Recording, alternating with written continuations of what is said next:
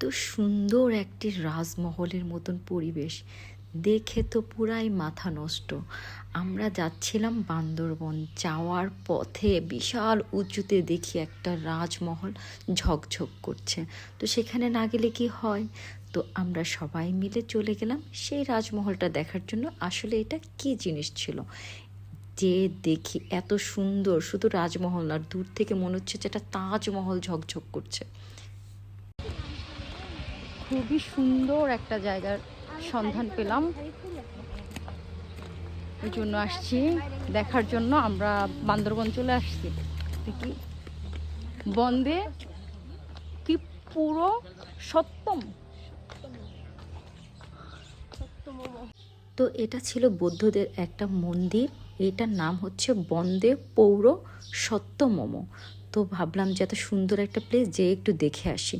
অনেকে হয়তো ভাবতে পারেন মন্দিরে গিয়েছে, আসলে এটা হচ্ছে যে সব চাকমা, মারমা আর হচ্ছে উপজাতিদের এলাকা, মানে বৌদ্ধ ধর্মীয় এলাকার লোকজন বেশি এখানে।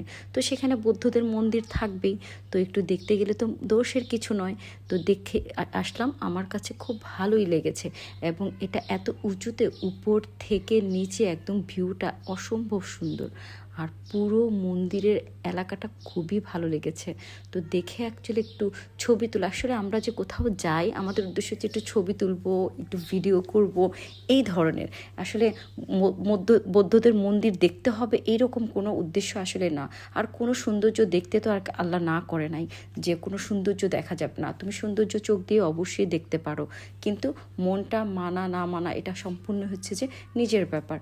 এই সুন্দর জায়গাটা দেখে আমার মেয়ে তো পুরাই নাচানাচি, একদম পাখির মতো উঠতেছে। আসলে জায়গাটা খুবই সুন্দর, পাহাড়ের উপরে ঠান্ডা ঠান্ডা পরিবেশ, নিরিবিলি।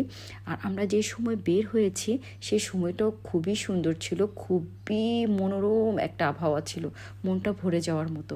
সব মিলিয়ে খুব ভাল লাগছিল। আর উপরে পাহাড়টার মধ্যে যখন আমরা উঠেছি, হায়রে বাতাস!